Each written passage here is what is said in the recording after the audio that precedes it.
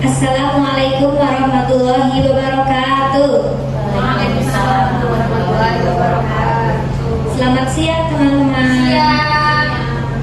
Pada siang ini saya Viva Cindy Claudia sebagai moderator akan memandu kegiatan presentasi kali ini. Sebelumnya perkenalkan Farah Zahra Oktaviani sebagai presentator yang akan menyampaikan materi terkait psikolinguistik dan Ataya Ridafri Kusuma sebagai notulen. Untuk presentasi ini dibagi menjadi 3 sesi, yaitu penyajian materi, yang kedua sesi tanya jawab, dan yang ketiga penutup. Untuk yang pertama yaitu penyajian materi yang akan disampaikan oleh presentator kepada Farah Zahra. Waktu dan tempat kami persilakan.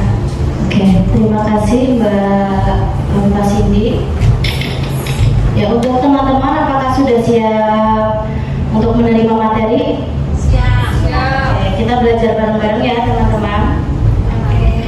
Oke, di sini saya mengambil teori psikolinguistik dengan judul Psikolinguistik Kajian Teori. Penulisnya itu Abdul Khair, yang diterbitkan oleh PT Rineka Cipta pada tahun terbitnya 2009. Kota terbitnya di Jakarta. Nah, tebal buku ini memiliki 15 bab halaman dengan jumlah 313 halaman. Langsung saja kita masuk ke materi. Di sini saya mengambil teori dari bab 8 sampai bab 12. Teori yang pertama atau materi yang pertama yaitu gangguan berbahasa. Nah, sebelum itu proses berbahasa itu bersifat dua arah, antara penutur dan pendengar. Oleh karena itu, jika ada alat fisiologi penutur atau pendengar berada dalam keadaan sehat atau normal, maka pesan yang akan disampaikan oleh penutur itu akan diterima dengan baik oleh pendengar. Semua proses ini dikendalikan oleh otak sebagai alat pengatur atau pengendali aktivitas manusia. Lalu gangguan berbahasa. Gangguan berbahasa itu dapat diakibatkan karena adanya faktor medis dan faktor lingkungan sosial. Manusia yang normal memiliki fungsi otak dan alat bicara yang tentu dapat berbahasa dengan baik. Tetapi yang memiliki kelainan fungsi otak dan kelainan alat bicaranya tentu mempunyai kesulitan dalam berbahasa, sehingga kemampuan berbahasanya akan terganggu. Lalu apa saja yang menjadi gangguan berbahasa?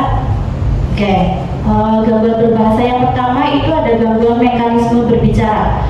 Kedua ada gangguan akibat multifaktoral, dan yang ketiga ada gangguan psikogenik.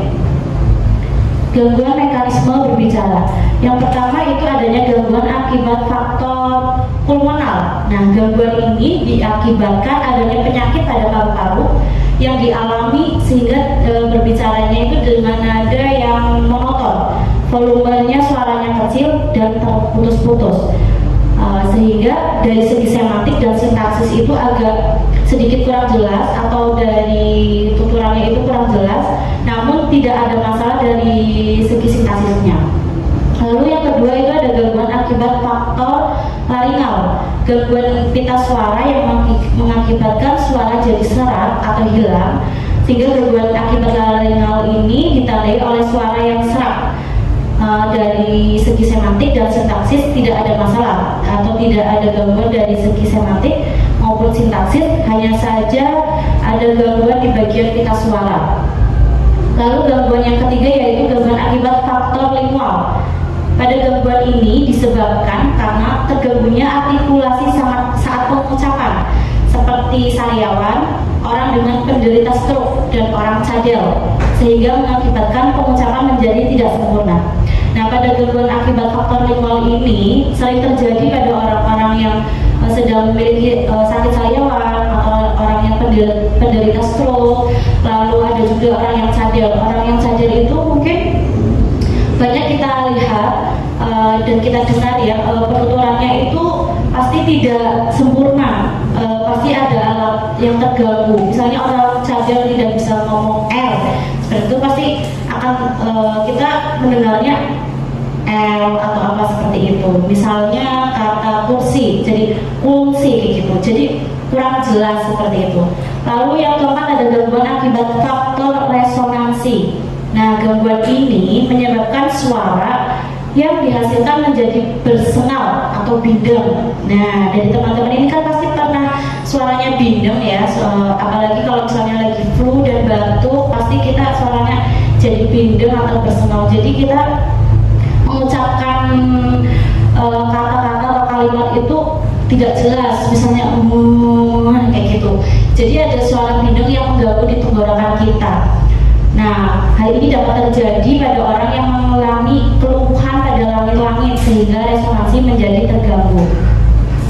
Lalu yang kedua itu ada gangguan akibat multifaktoral.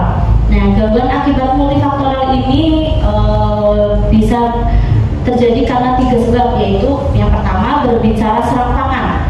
Berbicara serampangan ini diakibatkan karena terbiasa berbicara cepat dan artikulasi yang tidak jelas, sehingga apa yang diucapkan akan sulit dipahami.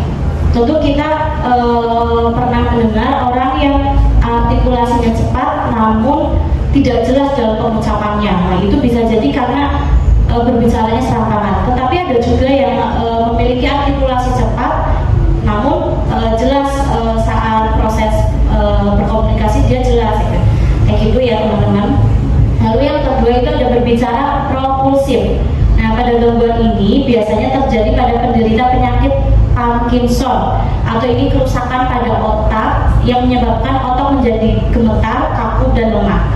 Sehingga saat berbicara, artikulasi itu terganggu karena otot lidah, pita suara, dan otot wajah menjadi kaku. Lalu yang ketiga ada berbicara mutis. Pada penderita gangguan mutisme ini tidak dapat berbicara sama sekali.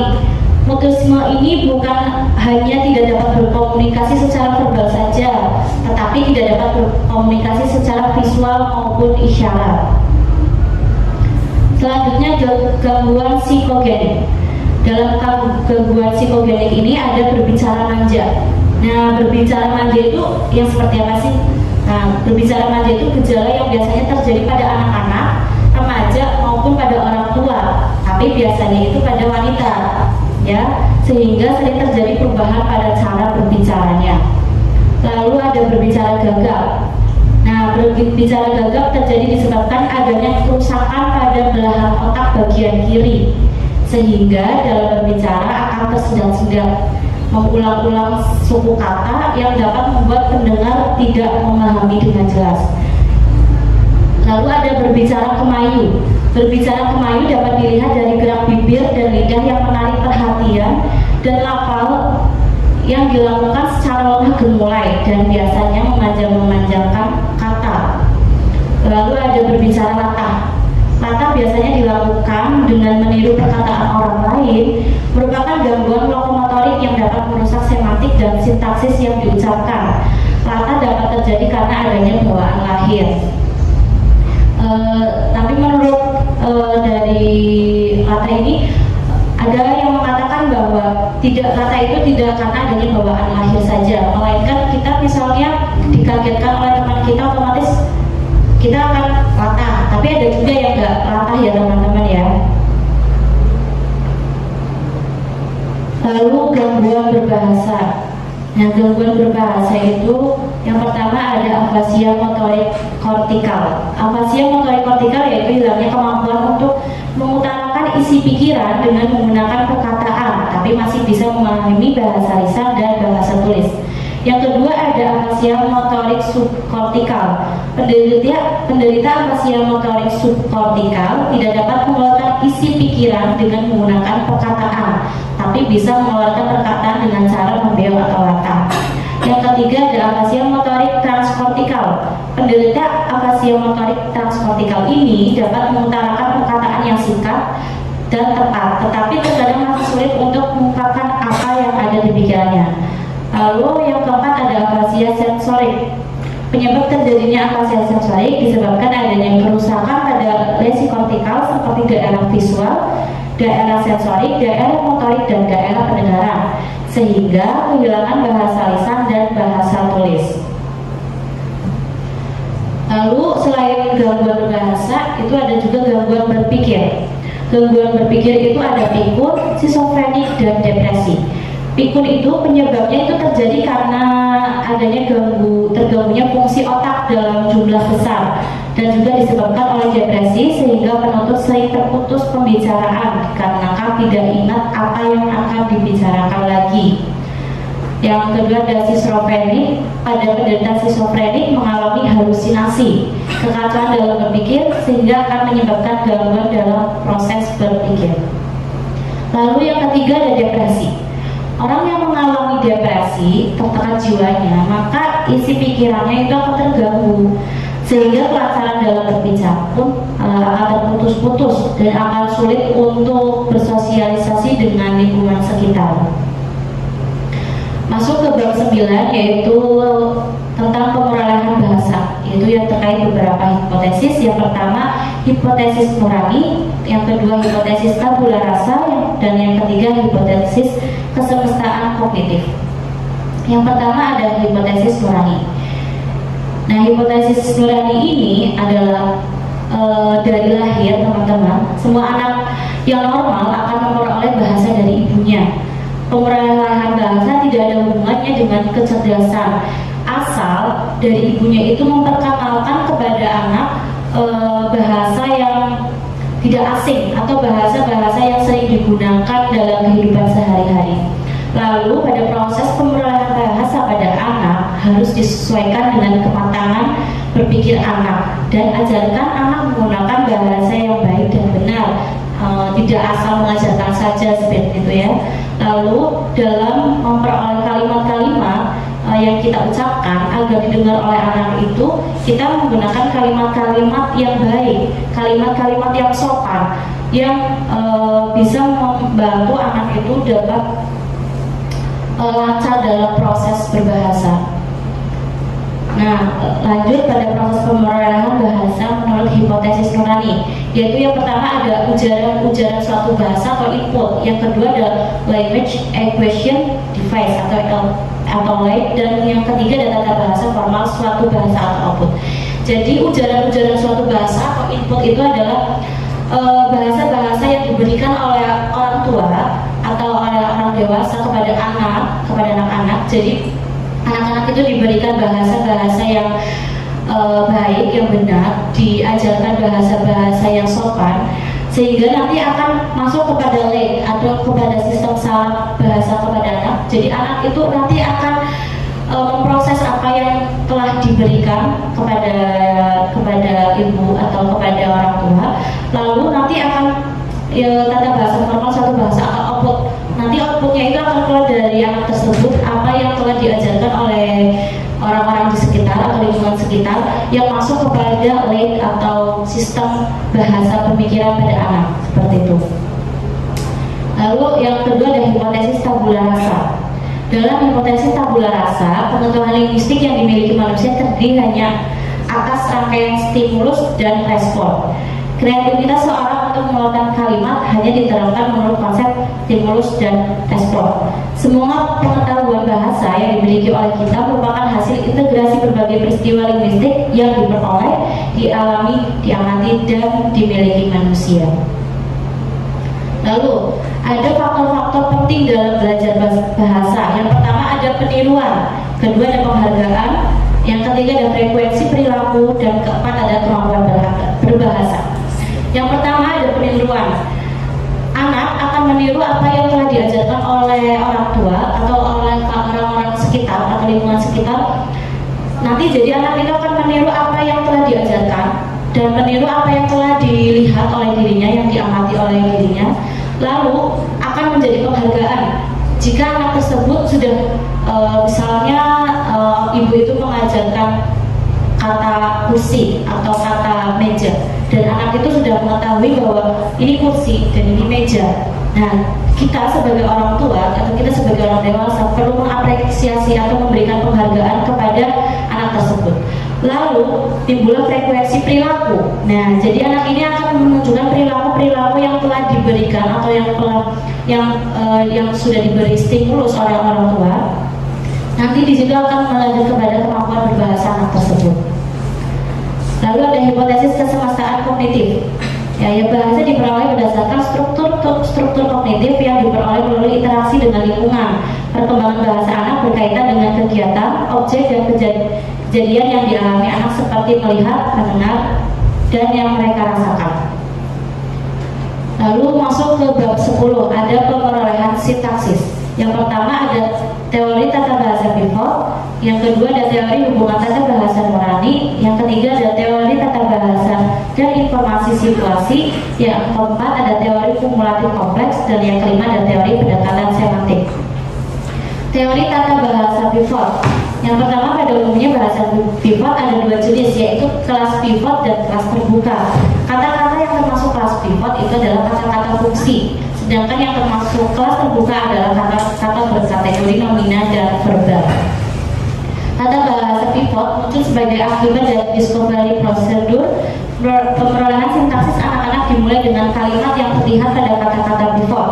Oleh karena itu, kata bahasa pivot menjadi kurang jelas bila diterapkan ke dalam bahasa Indonesia. Sebab dalam bahasa Indonesia, kata-kata seperti mau, akan, sudah, dan belum yang termasuk kata-kata pada kelas pivot dapat muncul sebagai kalimat. Lalu ada teori hubungan tata bahasa nurani. Pengetahuan anak-anak mengenai hubungan tata bahasa universal ini adalah bersifat nurani, maka dari itu akan langsung mempengaruhi pemerolehan sintaksis anak-anak. Teori pemerolehan sintaksis yang ditentukan oleh sistem linguistik generatif transformasi yang menjadi sebagian pengetahuan anak. Oke, selanjutnya teori hubungan tata bahasa nurani. Pengetahuan anak-anak mengenai hubungan tata bahasa universal ini adalah bersifat nurani, maka dari itu akan langsung mempengaruhi pemerolehan sintaksis anak-anak. Teori pemerolehan sintaksis yang ditentukan oleh sistem linguistik generatif transformasi yang menjadi sebagian pengetahuan anak. Konsep hubungan tata bahasa merupakan perkembangan lanjutan ketika anak-anak akhirnya menyadari bahwa kata benda dengan peranan-peranan semantik yang berbeda diperlakukan dengan cara yang sama dalam hubungannya dengan kelas-kelas kata kerja yang berbeda. Yaitu selanjutnya teori hubungan tata bahasa dan informasi situasi. Bloom mengatakan bahwa hubungan tata bahasa tanpa merujuk pada informasi situasi atau konteks belum bisa untuk menganalisis ucapan. Maka untuk bisa menganalisis ucapan perlu informasi situasi atau konteks yang diperhatikan.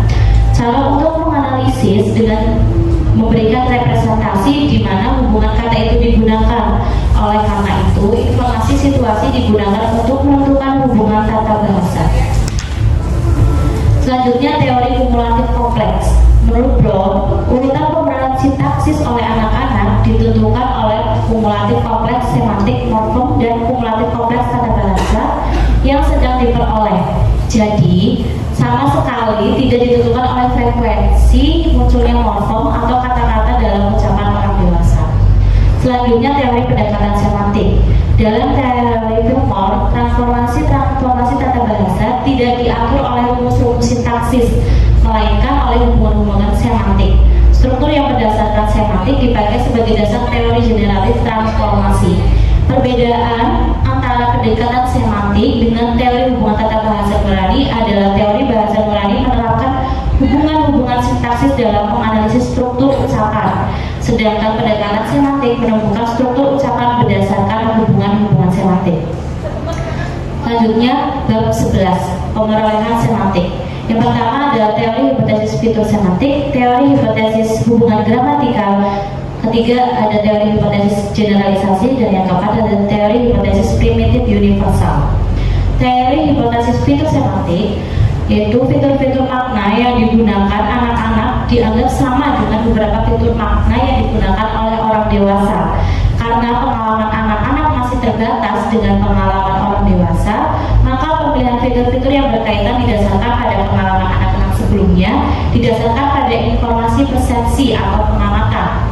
Clark menyimpulkan perkembangan pemerolehan semantik ke dalam 4 tahap, yaitu yang pertama ada tahap penyempitan makna, yang kedua ada tahap generalisasi berlebihan, yang ketiga ada tahap medan semantik, dan yang keempat ada tahap generalisasi. Teori hipotesis hubungan gramatikal.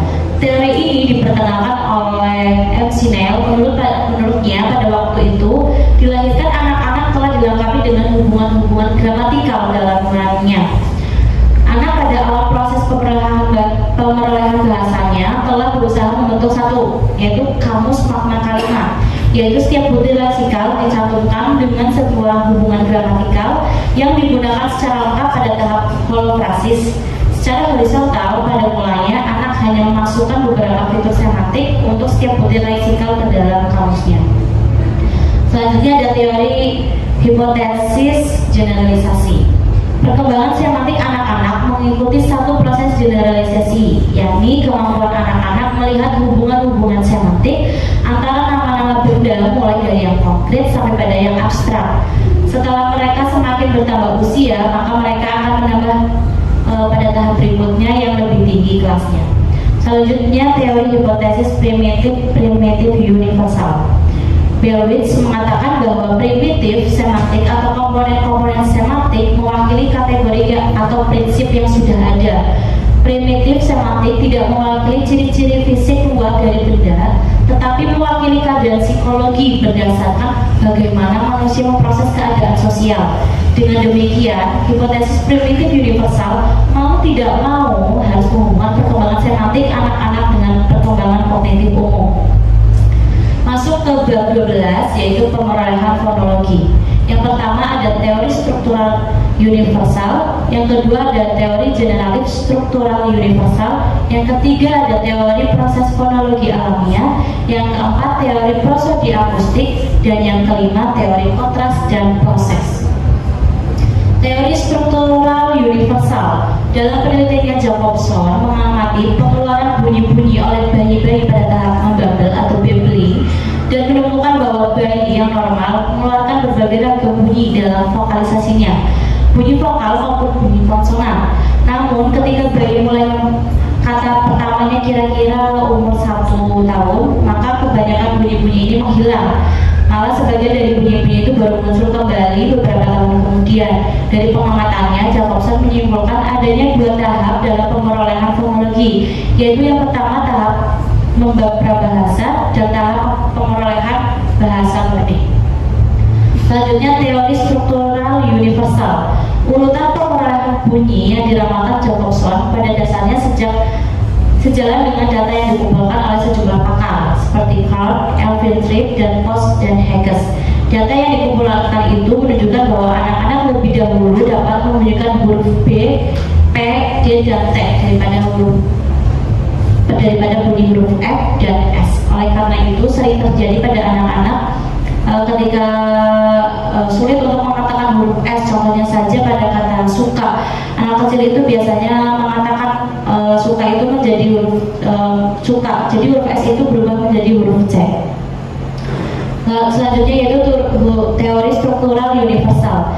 Nah, menurut Jacobson, seringnya sesuatu bunyi diucapkan seorang dewasa terhadap anak-anak tidak menentukan munculnya bunyi tersebut dalam ucapan anak-anak.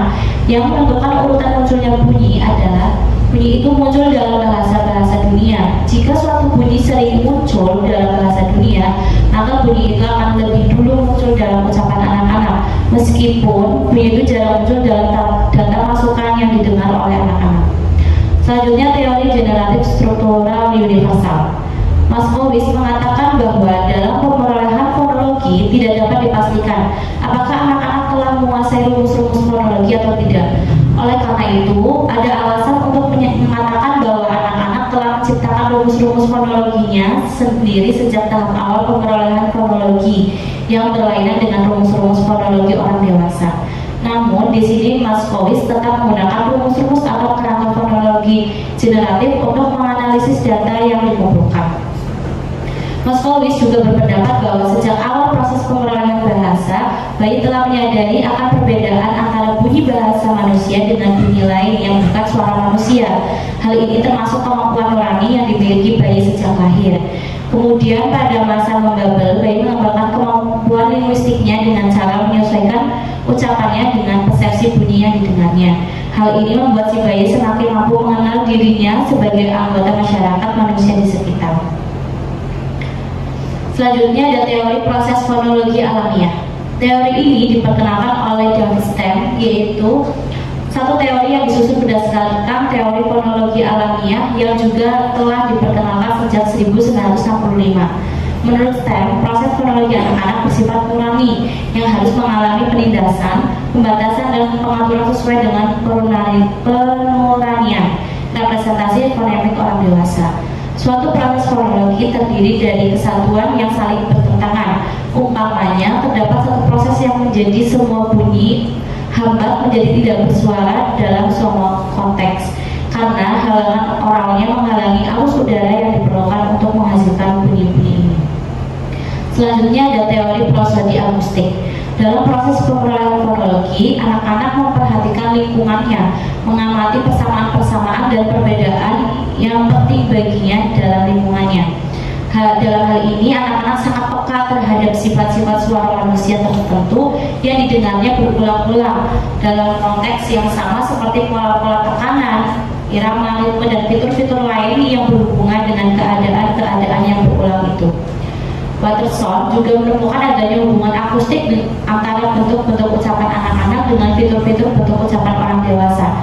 Anak-anak hanya mengucapkan kembali bagian ucapan yang waktu lebih kurang 2 detik, dan bagian yang diucapkan kembali adalah elemen vokal dan konsonan yang mencapai artikulasi kuat. Suatu hal lagi dari penerapan fonologi adalah masalah sejauh mana anak-anak dihambat oleh pembatasan-pembatasan dalam persepsi dan pengeluaran bunyi. Selanjutnya adalah teori kontras dan proses. Menurut Ingram, anak-anak memperoleh sistem fonologi orang dewasa dengan cara menciptakan strukturnya sendiri dan kemudian mengubah struktur ini jika pengetahuannya mengenai sistem orang dewasa semakin baik. Perkembangan fonologi ini melalui asimilasi dan akomodasi yang terus-menerus mengubah struktur untuk menjelaskan dengan kenyataan. Ingram juga menemukan bahwa konsonan pertama yang muncul bukan hanya konsonan bilabial seperti pendapat Jacobson, melainkan juga ditemukan konsonan dental dan konsonan frikatif. Namun konsonan bilabial memang jauh lebih banyak, begitu juga dengan bunyi vokal. Selain bunyi vokal A yang utama, muncul juga vokal U dan I sebagai vokal pertama. Oleh karena itu, menurut Ingram, kata-kata yang didengar anak-anak sebagai masukan menentukan bunyi-bunyi pertama yang diperoleh anak-anak itu. Hal ini bertentangan dengan teori Jacobson yang berpendapat bahwa masukan linguistik yang didengar oleh anak-anak tidak mempengaruhi perolehan fonologinya, karena urutan perolehan kontras oposisi adalah murni. Sekian, terima kasih untuk presentasi hari ini. Saya kembalikan kepada moderator. Terima kasih Mbak Farah yang telah menyampaikan materi. Untuk selanjutnya sesi tanya jawab. Ada yang ingin bertanya? Saya. Silakan Samsa. Ya, terima kasih moderator atas kesempatannya. Saya izin bertanya kepada presentator, bagaimana sih peran orang tua dalam melatih keterampilan berbahasa pada anak agar anak tersebut memiliki keterampilan berbahasa yang baik? Terima kasih. Terima kasih Mbak Salsa. Ada yang ingin bertanya lagi? Tidak ya? Sudah, kepada presentator, apakah dijawab sekarang atau butuh waktu? Langsung dijawab aja ya Mbak. Oke. Oke, tadi pertanyaan dari Mbak Salsa, bagaimana peran orang tua terhadap perkembangan bahasa pada anak, seperti itu ya Mbak Salsa ya. Oke, saya izin menjawab. Jadi untuk kita selaku orang tua nantinya, kita tentu harus memperhatikan perkembangan bahasa pada anak-anak kita. Yang pertama itu kita bisa mengenalkan kata-kata yang baik atau memberikan stimulus atau memberikan arahan itu untuk menggunakan bahasa-bahasa yang baik atau bahasa-bahasa yang sopan. Terus menggunakan memberikan contoh berinteraksi dengan lingkungan sekitar yang baik. Jadi kita selain bahasa yang digunakan, kita juga memberikan contoh kita berinteraksi dengan orang lain atau berinteraksi dengan lingkungan sekitar agar si anak mengerti apa yang dilakukan oleh kita, karena anak-anak itu menyerap apa yang kita berikan, apa yang kita contoh. Jadi selagi kita memberikan atau selagi kita di depan anak-anak, kita memberikan contoh yang baik, melatih mengucapkan kalimat-kalimat yang benar sesuai dengan kaidah bahasa Indonesia tentunya, dan mengajak anak itu untuk mengenal benda-benda sekitar, seperti contohnya saja benda-benda yang ada di sekitar dalam rumah seperti kasur, televisi, terus buku dan lain sebagainya. Jadi nanti perkembangan anak dalam proses pemerolehan bahasa itu akan semakin meningkat. Jangan malah hanya kita diamkan saja, kita berikan HP, terserah anak mau mencari apa saja, tidak kita tuntun atau tidak kita berikan arahan. Itu nanti akan sulit untuk anak menyerap apa yang telah dia tonton. Karena kita sebagai orang dewasa tentu harus lebih memberikan pengenalan yang lebih baik, terus mengajak anak berbicara. Dengan kita mengajak anak berbicara, tentu akan banyak pendapatan kosakata kalimat, kosakata yang sebelumnya dia tidak dengar atau sebelumnya dia tidak ketahui akan menjadi tahu. Seperti itu Mbak Salsa. Apakah sudah paham Mbak Salsa? Oh sudah, terima kasih Mbak Salsa untuk pertanyaan.